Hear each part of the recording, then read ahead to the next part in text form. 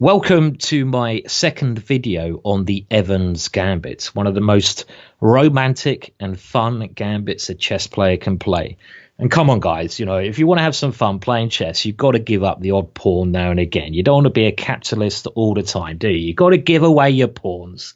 Give away your pawns and be a romantic. That's what I say. And this game is really going to demonstrate some of the main ideas in the Evans Gambit. So before we have a look at some of the real theory of the opening, I just want to get the main ideas you should be thinking as white when you're playing, because I think this is more important than remembering certain moves. So let's dive into the action. It's a game played here that I found not a very well-known game between, I think, two German players.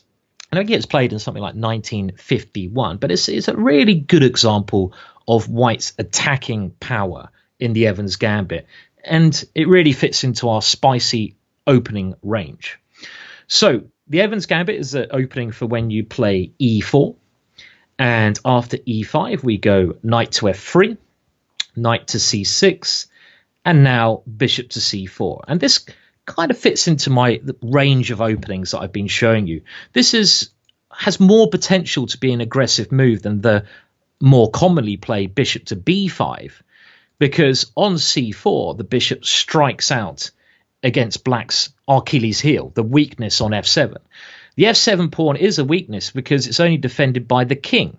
If you look at the other squares around the king, like e7 and d7, they're defended by at least four pieces, well, four or five pieces in some positions. So bishop c4 has potential to be a more attacking move. Now we're concentrating on bishop c5 and now b4, the start of the Evans Gambit, a real fun way to play. Now, what should black do here? Well, really, the only way to refute a gambit is by accepting it. And the only good way to accept this gambit is bishop takes b4, because this keeps hold of the e5 square. Now, what is white's idea behind this gambit? Well, it's to gain tempo. Often when you play a gambit, you've got to get something in return. Often it's a gain of time, so you can build a center, get your pieces in attacking position. Sometimes you can do positional sacrifices if you gain a very important square. And other times you can do desperation sacrifices. I tend to do a lot of them myself, unfortunately, where you have to sacrifice something, otherwise your king is going to be in serious trouble.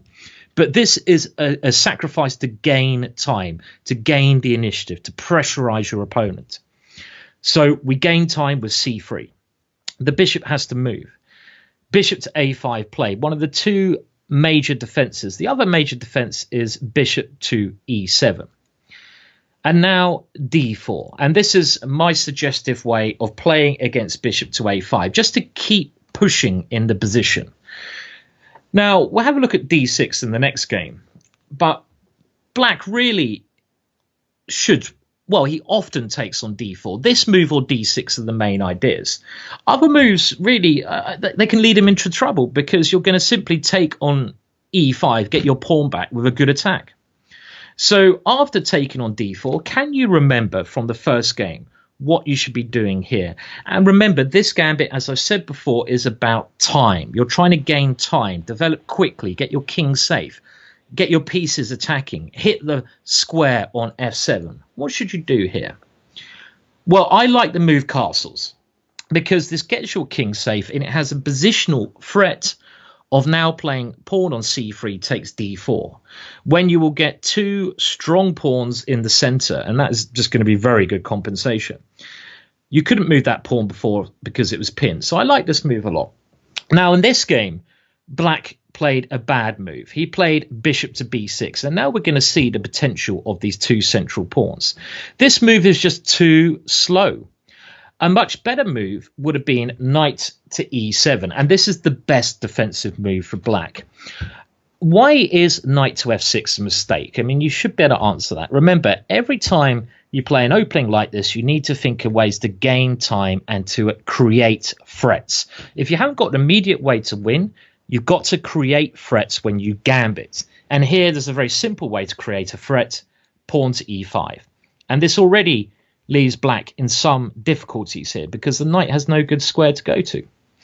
So that's why knight to e7 is the best defensive move. And in the next game, we will look at what I think is the best way to play against this move. Just to give you a little suggestion now, it's knight to g5, a super aggressive idea, but we'll come to this in the next video. In this game, black played bishop to b6, and now just simply pawn takes d4 is a good move. Look at these really strong pawns. These strong pawns here can be used to march their way forwards. d5, e5. Here come the space invaders. They're gonna come down and kill that black king.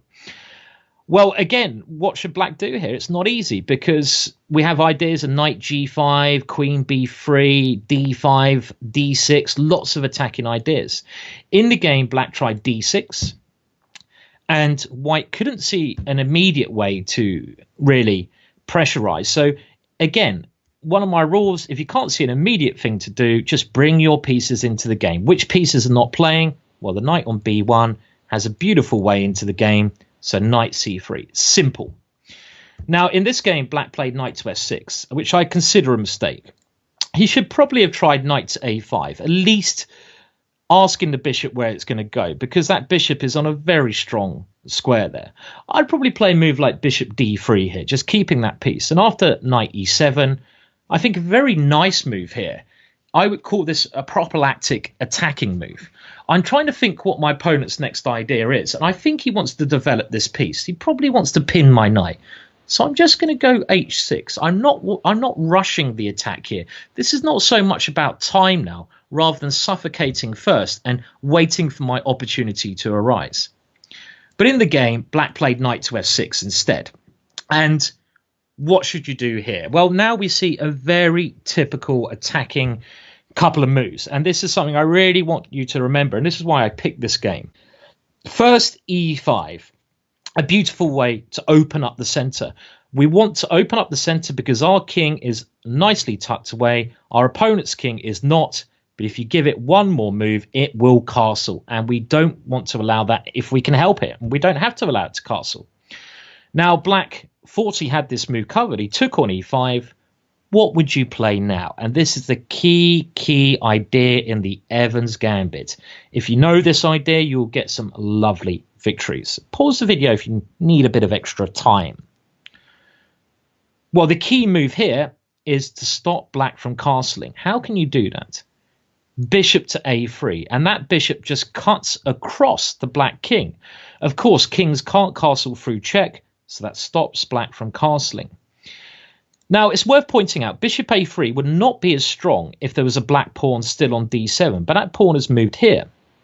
If there was a black pawn on d7, black would be able to go d6, and that would block the bishop out. This is no longer a possibility.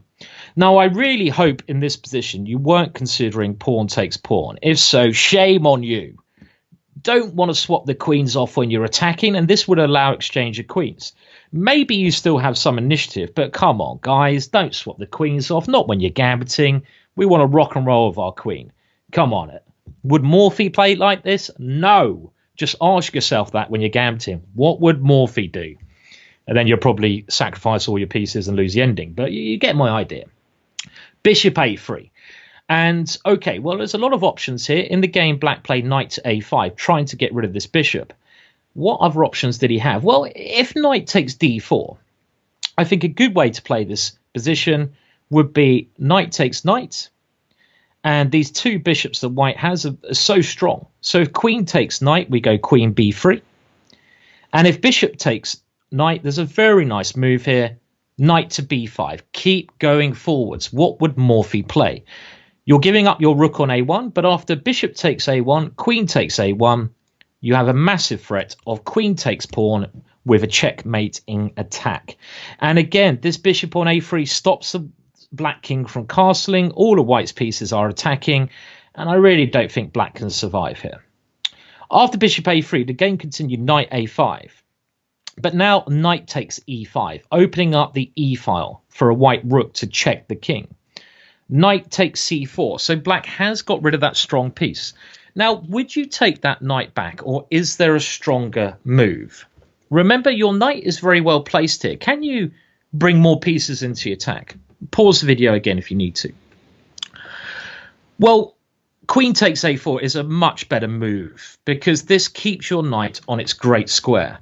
I mean, you could have played knight takes c4, but now black has some chances to defend. For example, queen takes d4, rook e1 check, and bishop e6, blocking the rook out. Okay, I still think white has a very dangerous attack here, but it's not as strong as it could be because your knight has moved away from its good central square, and you want to, you know, if you can, keep your pieces on the best attacking squares. And queen a4 check allows that to happen. Now, bishop d7 was played, and now queen takes c4. And look at the difference in this position. The knight here helps ideas of queen takes f7 checkmate. There's only one way for black to sufficiently defend against that, and that is bishop e6. Now, another key moment, again showing another key theme in the Evans Gambit. You've done a very good job of trapping your opponent's king in the center with this thematic idea of bishop a3, trapping that king there. Now, when your opponent's king is stuck in the center like this, you want to open up lines, even if you have to throw more wood on the fire. Keep that fire burning. Fire, keep it burning. So how do we keep it burning? How do we open up lines here? d5, of course. And this, even at the cost of a pawn, allows us, we don't want that d pawn. We'd rather that d pawn was not there, because then we have a rook coming to d1 with even more firepower. So just give the pawn away. A very, very nice attacking move. Another thematic idea. Of course, a move like this would not be as powerful. Probably wouldn't work if black was castled. But black is not castled.